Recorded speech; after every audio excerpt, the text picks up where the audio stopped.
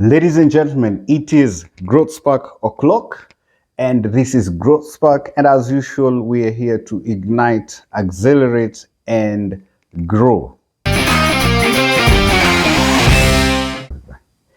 In the previous episodes of Growth Spark, we have been touching a lot on insurance. And when I mentioned that insurance is actually not an investment, I got feedback, and some people wanted us to discuss the investment options that we have around. Therefore, ladies and gentlemen, today we are going to talk about the three most common investment funds that you can actually find around.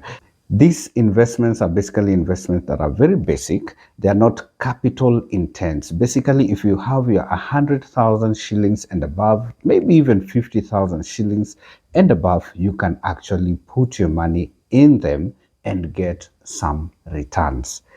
Do not forget to subscribe, to like, and even to share with your networks. The first investment fund that I want to discuss today is the equity fund.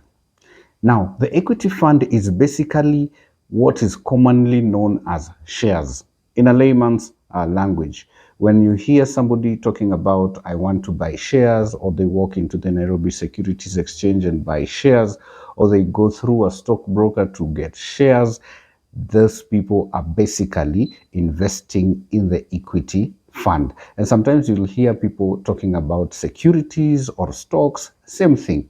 People want to become shareholders in whatever size of various companies. So they go out there to buy the shares. So it is believed that when you buy shares of performing companies, then you're likely to earn good returns. Now, the thing about equity fund is that it is a high risk fund, but at the same time, it is also a high return fund. Why? Because it is largely dependent on the bullish and bearish markets. When the market is on a bull, it means the fund is on a rise. You are likely to get a good return. But when the fund is bearish, it means the market is bearish. It means the fund is actually on a downward trajectory. So it basically depends on the performance of the market. If things are good in the market, you're guaranteed to get high returns. But also things can get nasty in the market and you lose all your money. And that's why we say it is a high risk fund, but at the same time, it is a high return fund. This is basically a fund that you can put your money for as long as you want. There's no limitation. And also it is a fund for people who have a huge appetite for risk. It's not just for anyone. Investment fund number two is the money market funds.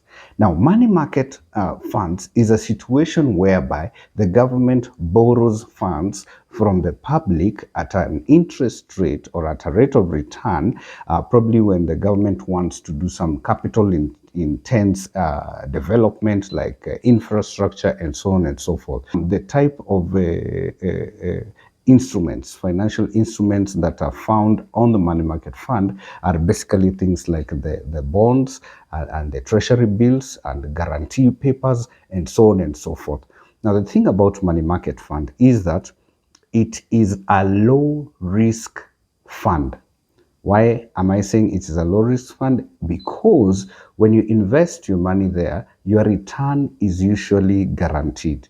For example, if a bond is floated or a bill is floated, say at 8% per annum, it means that at the end of the period of that particular fund or financial instrument, you are guaranteed that you will get your money back plus your 8% interest. That's why we are saying it's a low risk fund.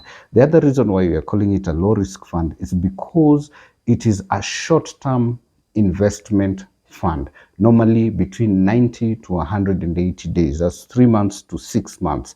So when you put your money there, let's say for 3 months at 8% per annum, once the 3 months are over, the 8% per annum is going to be prorated to the 3 months that the bond or the fund existed. So that's why it's a low risk and also low return.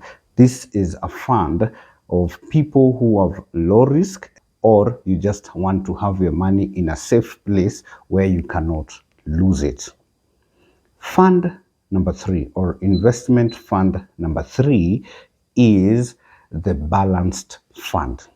Ladies and gentlemen, just like the name suggests, balanced fund, this is a mixture of both the equity fund and the money market fund.